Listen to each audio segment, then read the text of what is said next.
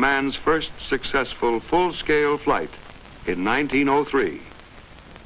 Had the first successful flight been achieved with a rotary wing helicopter, the history of flight might have been different. The achievement of all others and established the fixed-wing aircraft. But the moving wing still had its advocates. For the first 30 years of the century, they went on trying to make machines which would rise vertically into the air.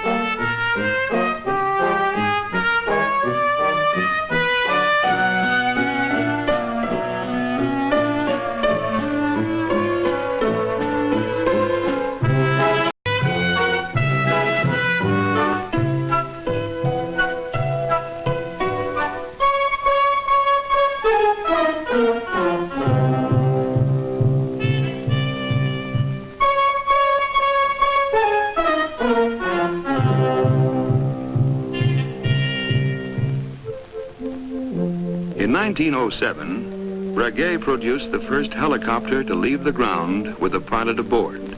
The machine was unstable, but it did prove that the rotating wing aircraft was feasible.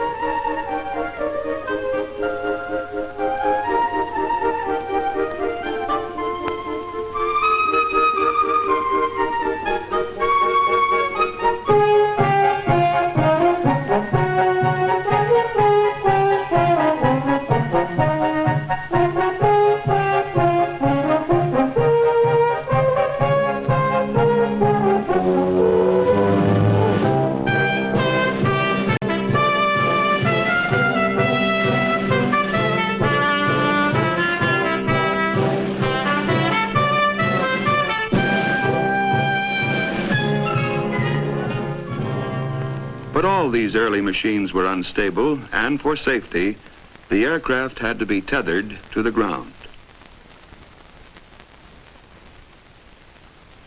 The stability of a rotary wing aircraft is particularly difficult. First, the rotation of the blades tends to make the body of the machine turn in the opposite direction. This can be counteracted either by a small vertical tail rotor driven by the same engine as the main rotor, or by two sets of main rotors revolving in opposite directions. Secondly, when the machine moves forward, one blade of the rotor is moving with the airflow, while another is moving against it. The airspeed of a blade increases as it turns towards the nose. This produces unequal lift and therefore instability. The answer to this problem was to hinge the blades so that they could flap and could also speed up or slow down relative to each other. Juan de la Cierva discovered this and so managed to smooth out much of the irregularity of lift. This solved another problem. As the blades of the rotor are no longer rigidly fixed, They are held in position only by centrifugal force. The whole structure is therefore relieved of a great deal of strain. The Cierva aircraft, like this C-19, all use this principle of the flapping blade, but they were not helicopters. They were autogyros. In an autogyro, the propeller produces forward motion, and the rotor is turned by the aerodynamic forces acting on it, and not by the engine. The autogyro was in fact an airplane on which the wings were replaced by a rotor.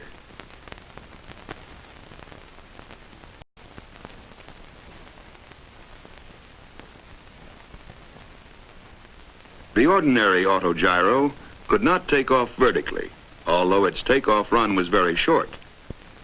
In later years, vertical takeoff was achieved in the autogyro by coupling the engine to the rotor. This principle could be used only for the takeoff. Meanwhile, work on helicopters went on. In 1930, Florine showed his machine with the new flapping blade to the public at the Brussels exhibition. In the same year, Descanio established the first world helicopter record with a flight of 8 3/4 minutes, covering 1,000 yards at a height of 59 feet. He reached a speed of about 15 miles per hour. 6 years later, in 1936, the pioneer Breguet came to the front with a much improved design in which the problems of control were tackled with considerable success. Records were established with this machine. Duration, 63 minutes. Altitude, 515 feet. Distance, 27½ miles at a speed of 62 miles per hour. Breguet used what is today known as cyclic pitch control. This means that the angle at which a rotor blade meets the air is altered as the blade rotates with the hub. By photographing the blades in slow motion, they can be seen to rise and fall with the influence of the airflow and centrifugal forces. When the aircraft is taking off, the pilot holds the stick roughly central and the lift force is acting vertically.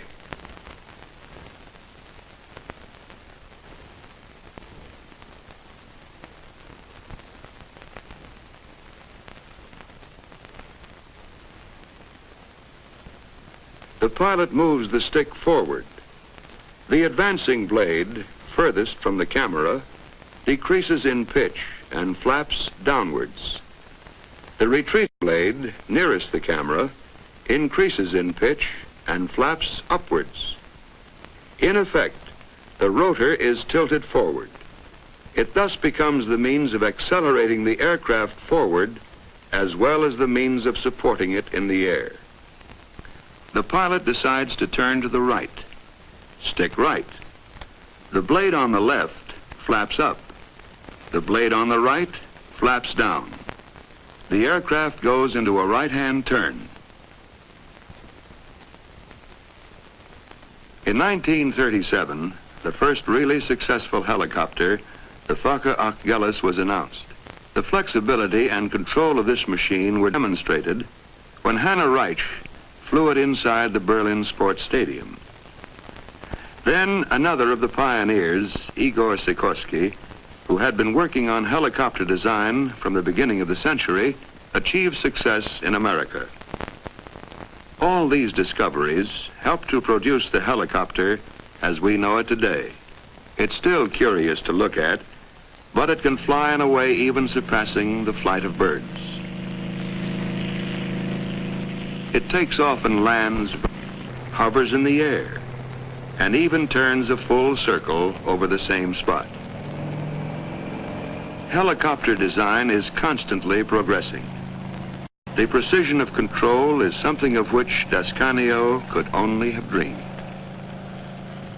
The British Bristol 171, a single rotor type, carries 3 passengers as well as the pilot.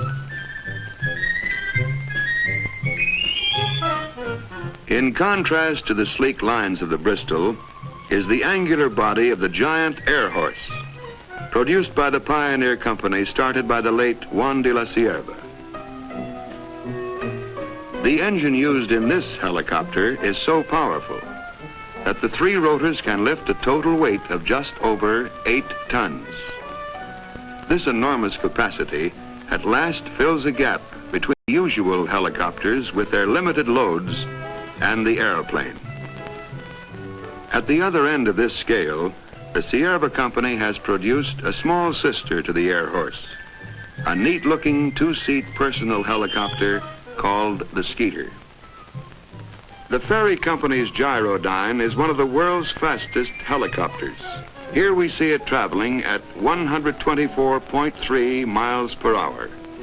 The Gyrodyne uses an offset propeller to counteract the torque reaction of the main rotor.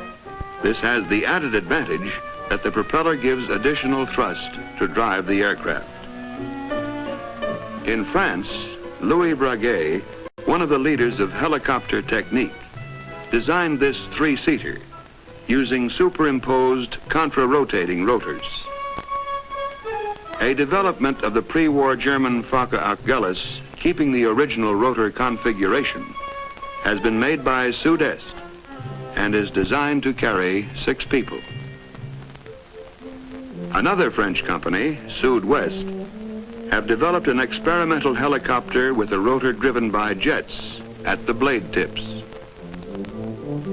One of the attractions of the jet-driven helicopter is that as the driving force is at the tips of the blades, there is no torque reaction to correct, and tail rotors and such devices are not needed. Jet-driven rotors have also been developed in America. This experimental single-seater, built by the McDonnell Aircraft Corporation, is called Little Henry.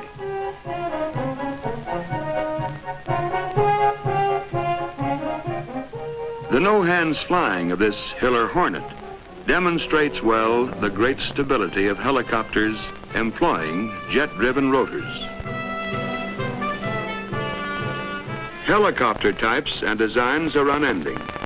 The silhouette of the Sikorsky S-51, one of the first helicopters to go into large-scale production, is familiar throughout the world. It flew the first certificated U.S. helicopter airmail route, speeding airmail from the Los Angeles airport to the downtown post office and on to adjacent communities. The Sikorsky, now being built in England by Westlands, has been used for experiments in carrying mail by night, flying blind between 2 large towns.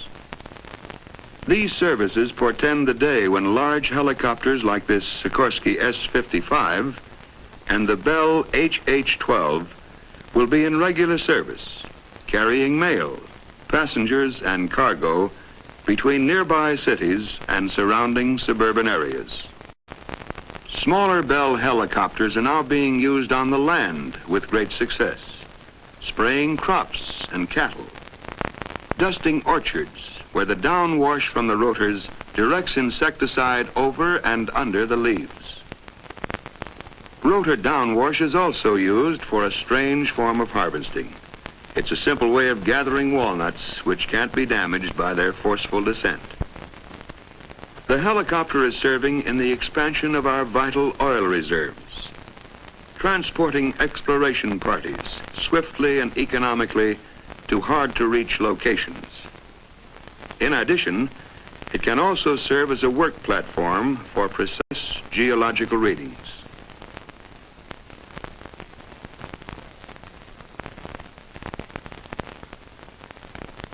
A military helicopter, the Piasecki, or Flying Banana, is like something out of a story by Jules Verne or H.G. Wells. The Kaman, a military trainer, employs twin intermeshing rotors. These eliminate the necessity of a tail rotor. For emergency rescue, the helicopter is unrivaled. It can transport the injured to a hospital or the stranded to safety, whether the scene of emergency is battle-torn terrain or the expanse of a storm-swept sea.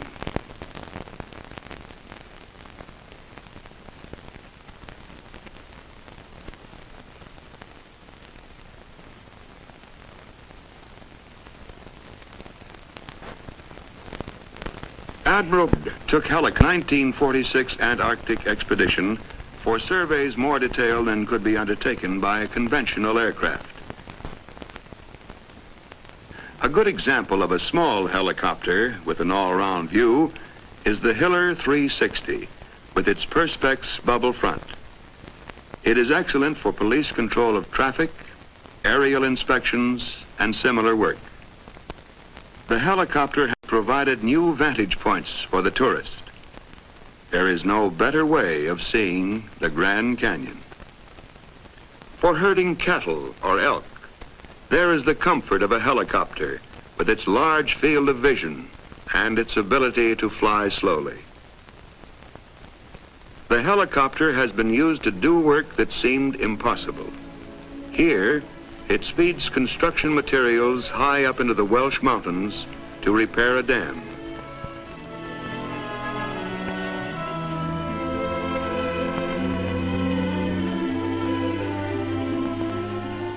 Yes, the helicopter has arrived. Prehistoric to look at, but so versatile that it fills an important gap in transport. Rotary wing flight is now a reality. The helicopter is part of a fantastic future in which you and I may fly about in our own private aircraft. But we must not be led astray by a dream. The helicopter will not supplant the car or the airplane, but as chemists and engineers continue their unending search for better fuels and lubricants for flight, for lighter and more powerful gasoline engines, for more efficient jet engines, and for improved airframe designs, the helicopter will enable us to fly with a freedom we've never had before.